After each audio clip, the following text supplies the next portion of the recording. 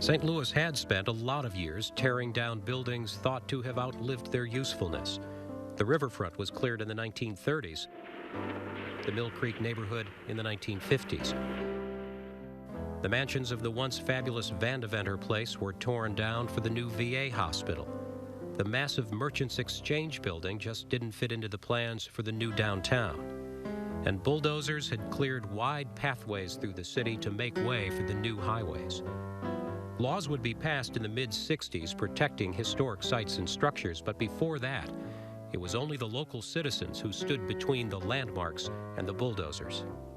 There was specific concern over individual high art pieces of architecture, the Demonil House, the Bissell Mansion on the north side. And so Landmarks was incorporated in 1959, and I think that parallels a lot of activity throughout the country in cities with a tremendous amount of 19th century historic resources that were being blown away, not building by building, but huge clearance programs.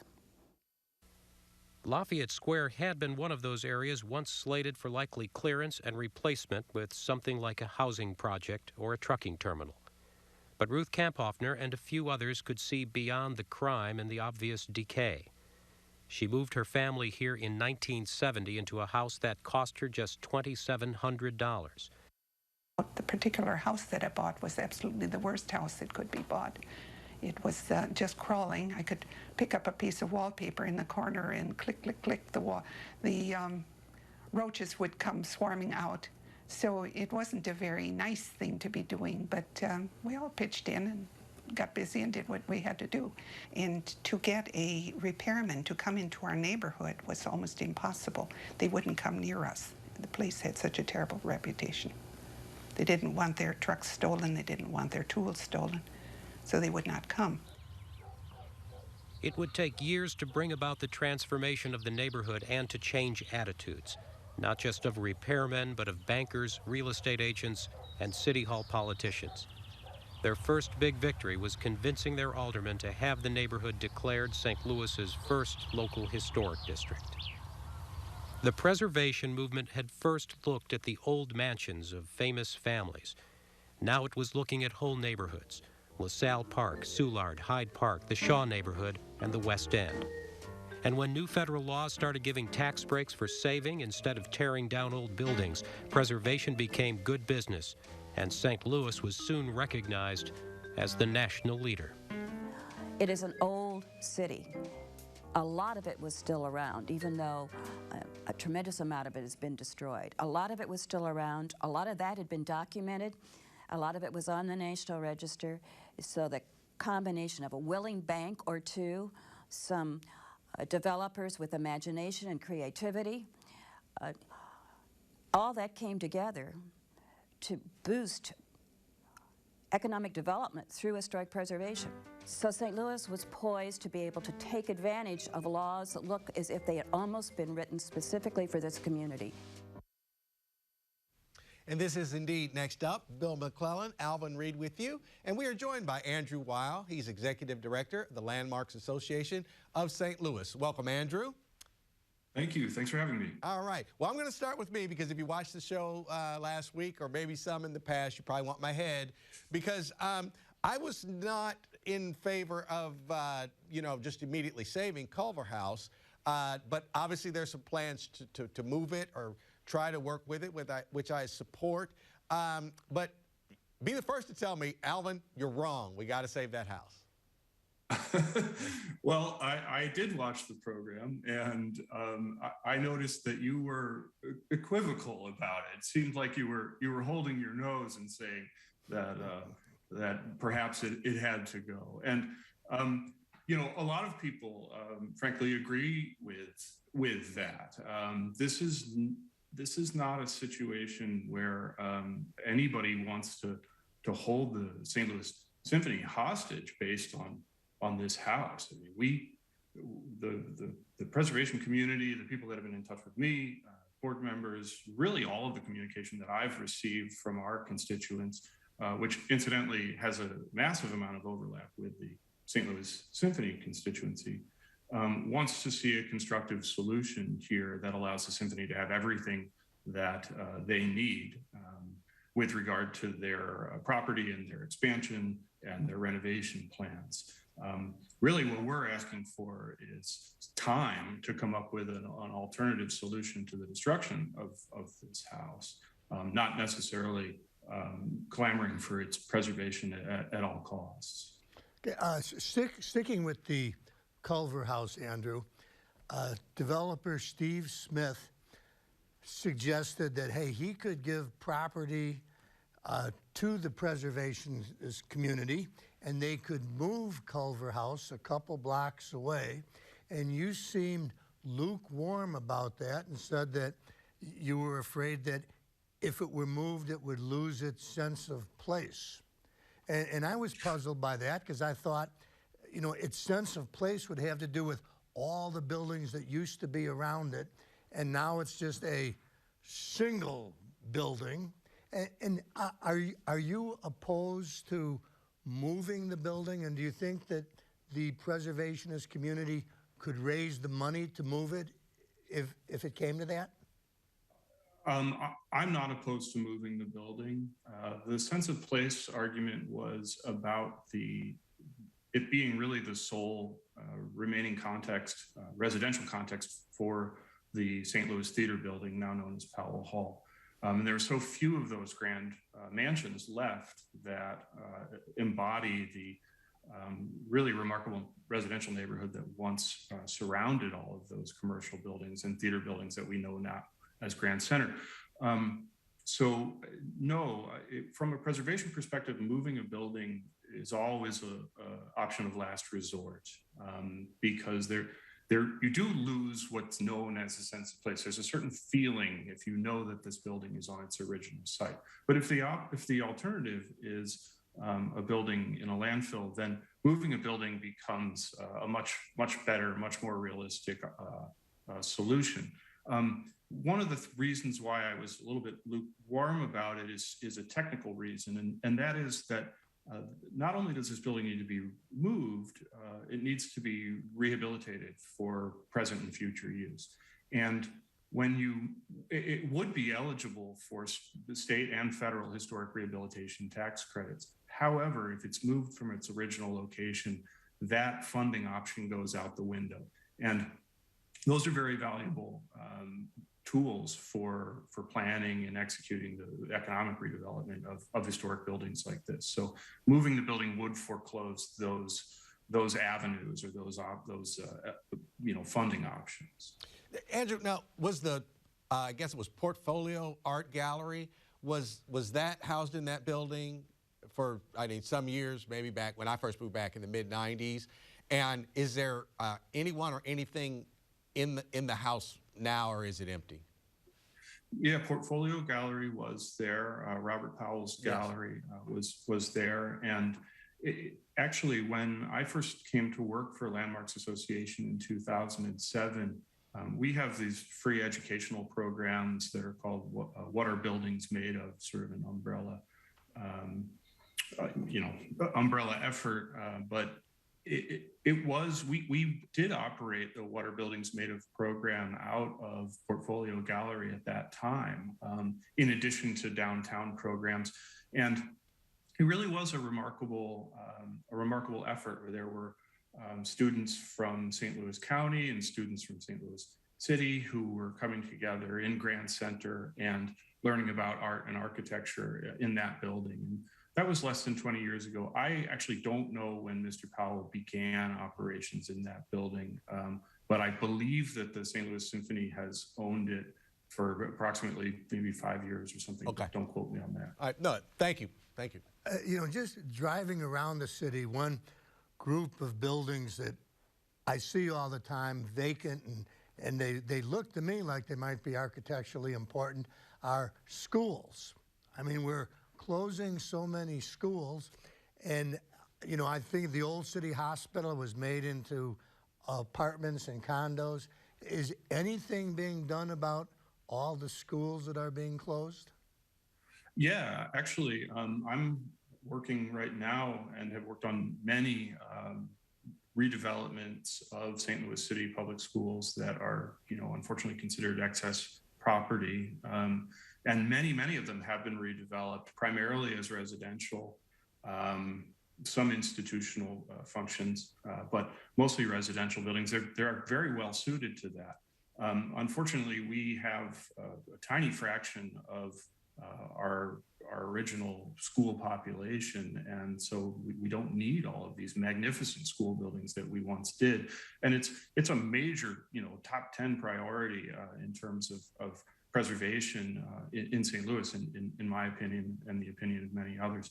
The good news is that they can be redeveloped, they have been redeveloped, and they are being redeveloped. The bad news is that primarily the ones that are being saved and repurposed are ones in, quote unquote, hot neighborhoods with functioning real estate markets. And the reality of the situation is that we have a lot of neighborhoods where we have very broken real estate market and broken housing market. So there's a disparity between where these buildings are being saved and where they're not, because it's driven on the real estate market value. Kind of along those same lines, like Lafayette Square, the one thing I guess it did have going for it was it was a square. All the houses were basically still, together. So you were kind of resurrecting, back in the day, an entire neighborhood. It seems to me that, like, especially on the city's north side, historic kind of building here, nothing there, and it's kind of, like a checkerboard throughout. How do you inventory exactly how many properties are there, and how many can be saved, and how do we go about this project? Is that something that your association is doing? Yeah, our organization has done the vast majority of architectural survey work and National Register nominations in St. Louis since the 1970s, really when the program got started. To my estimation, it's a little tough to tell, but I would say that we've listed somewhere in the neighborhood of 11 to 15,000 buildings in St. Louis in the National Register, which is the prerequisite for making them eligible for historic rehabilitation tax credits at the state and federal level, which is a very important tool. There are certainly equivalent areas remaining on the north side. They don't have, some of them don't have the greatest integrity, but the areas around St. Louis Place Park or Hyde Park, for example, Hyde Park in particular, I think, has a lot of parallels to what Lafayette Square was like back when people started really investing there. And investment has been happening in those areas, but the problem is this constant erosion. Unfortunately, the loss of population since the middle of the 20th century has disproportionately hit the north side of St. Louis, and vacancy breeds loss of buildings, demolition and fires, and without the historic districts, which were primarily created, almost entirely created by aldermen using community development block grant funds, you don't have, and most, unfortunately, a lot of the north side wards have, one, not taken advantage of the creation of the historic districts when those funds were available to do so, and two, have not opted into preservation review. And as a result, there's been a disproportionate erosion of integrity of architecture on the north side as compared with the south side.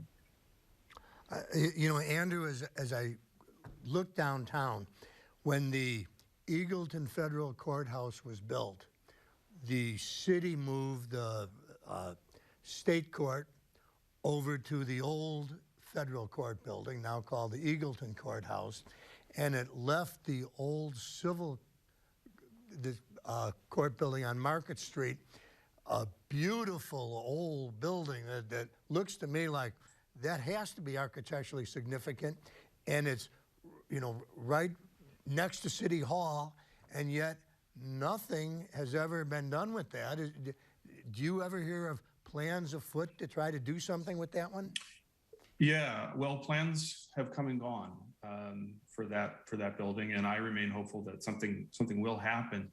You're right; it is very architecturally significant, and it's part of a larger urban planning, early 20th century urban planning effort to create this grand municipal plaza that included the Soldiers Memorial and the courts buildings around City Hall and what's now the Peabody Opera House, originally the Municipal Auditorium. So there is a core of highly significant buildings surrounding those parks there. And, you know, it was really encouraging to see the incredible investment that the Missouri History Museum and the City of St. Louis and many donors made in the Soldiers Memorial and the library in recent years. So, you know, these things don't happen overnight, but people have been chiseling away at those fantastic buildings and really bringing them back to their incredible, you know, original glory. Well, you know, with all the places and like you say, old homes and older buildings, can a group of people get together and say, like, we're going to raise the money and we're going to save this one building or this one house? Okay. Now, do you have to technically somebody involved have to reside in it? Or what is kind of like, it just seems like to me that there's kind of like a little gray area between what you can get like in, you know, support through grants and I guess loans or whatever, and who can actually do it. I mean, in other words, do I have to be the homeowner to fix the home? Maybe that's the simplest way of putting it. Well, no. You know, if you're the greatest incentive that we have in St. Louis, and the incentive that's leveraged literally billions with a B of private dollars of investment in historic buildings in the city of St. Louis and across the entire state, is the State Historic Rehabilitation Tax Credit. And that is a program that originated in St. Louis, is used broadly in St. Louis, and has really allowed us to save thousands and thousands of buildings. And it's not just about saving buildings, it's about the economic impact of saving those buildings and turning the lights back on and having jobs and maintaining, you know, interesting environments where people want to live, unique environments that define our communities. But to the short answer to your question is no, you don't, for the state credit, you don't have to be an owner-occupied property. You can use that credit as a developer and sell it on the open market and then sell the property. You can use it as an owner-occupied or rehabbing your own home if it's qualified. And Andrew, speaking about doing your own homes, you know, there's always been an argument that organic development is best, you know, house by house, block by block, the way it was done in Soulard or Lafayette Square. And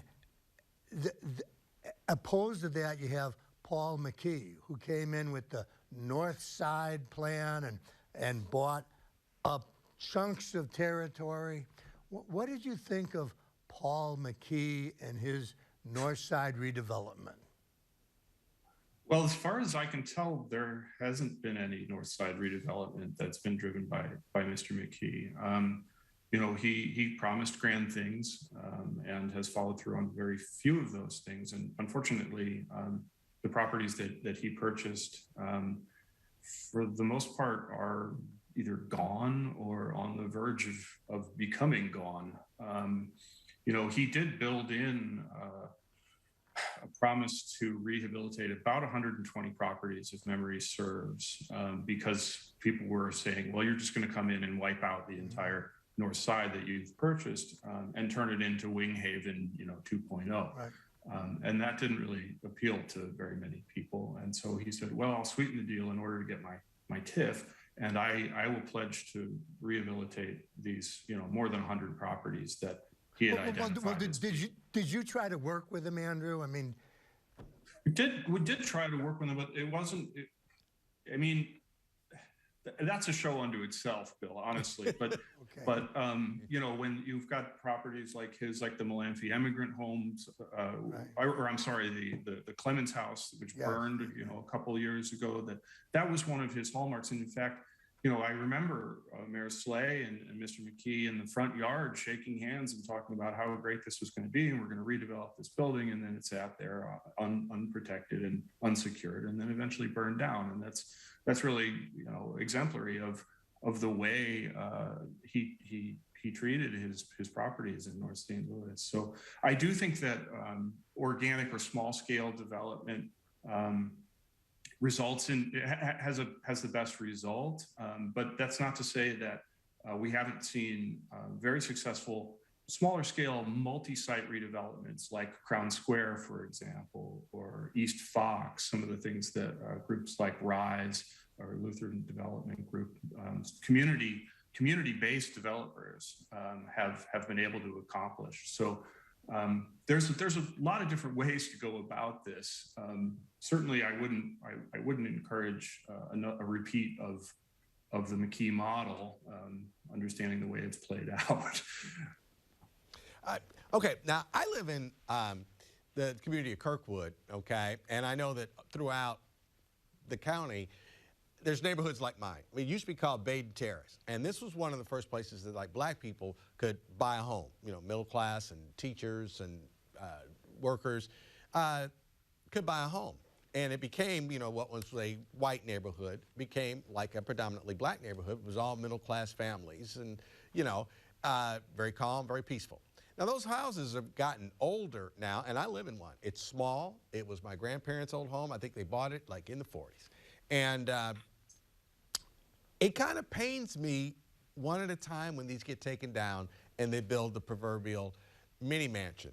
Now, on a scale of what's going on in the city, that may seem, you know, kind of irrelevant, but do you think that, you know, like the Landmarks Association can kind of, you know, use that feeling that people like me have to kind of widespread just get behind? We need to just think more about the history and what actually kind of like went on good in these neighborhoods and in these houses.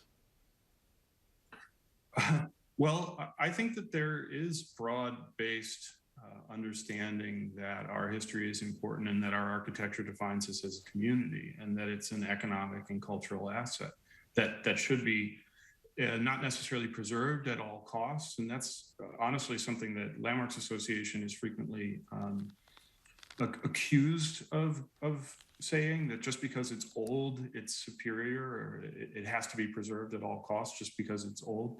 It's not. It's about making intelligent decisions about how we want our community to look and how we want it to develop. And frequently, these older neighborhoods have advantages in terms of walkability, in terms of mixed uses, where you can have live, work, worship, educational opportunities all embedded in the same matrix, as opposed to, you know, these blanket developments that pop up in cornfields. But it's really about choosing what we want to look like as a community. And there's a place for the new and there's a place for the old. And unfortunately, or perhaps fortunately to a certain extent, there's plenty of open space in St. Louis City and in older suburbs for the new and the old to coexist. But coexist is really what we should be looking for, and not a blanket replacement one with the other. I'm sorry, did that answer the question? Oh, yes, absolutely. Yeah. Hey, in general, how are we doing? Like in the little film we had before you came on, we were talking about the historic tax credit reinvestment. And by the mid-'80s, we were leading the country in it, which made me think, hey, maybe we're a success story here in St. Louis. Are we, or have we lost momentum, or where are we generally, would you say? You know, it's a mixed bag, and it's a mixed bag that plays itself out in so many of the things that we're dealing with as a community. Some areas of the community are, I'm talking about in this case, historic areas, older areas of St. Louis City. Many areas are booming, absolutely booming. Tons of investment.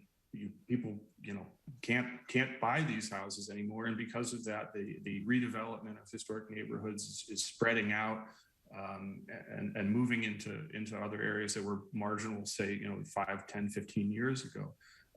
But it's a disproportionate situation, and as so many things are, there is a pretty stark discrepancy between the extent to which the central corridor and the near south side and the far south side and the north side are benefiting from reinvestment and from taking advantage of a lot of the incentives that are actually out there. Like I said, it's a problem that has plagued us for 70 years, and unfortunately, presumably will continue to plague us for years to come. And that's this problem of vacancy and the fact that the city of St. Louis has lost more than 500,000 people over the course of the last. It used to be 50 years when I first started talking about this. Now it's getting closer to 70. That means that there are buildings and homes and former businesses that don't have people.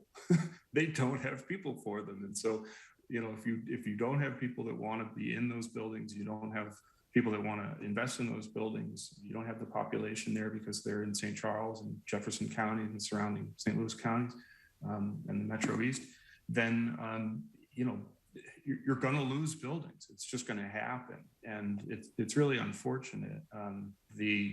The way that the planning decisions, or frankly, the lack of intelligent planning decisions that defined St. Louis City in particular in the middle of the 20th century are still wreaking havoc on so many aspects of our lives today, our community lives and our economic lives. All right, before we let you go, Andrew, tell us how we can support the Landmarks Association of St. Louis.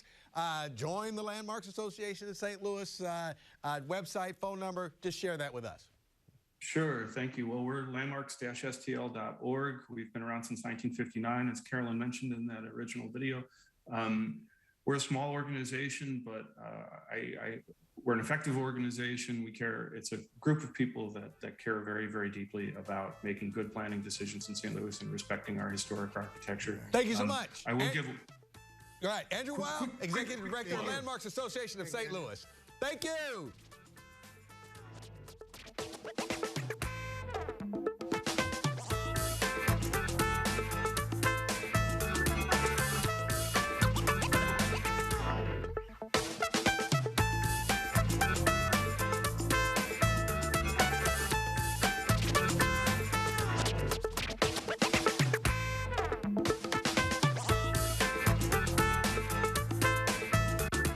Donnybrook is made possible by the support of the Betsy and Thomas Patterson Foundation and the members of 9PBS.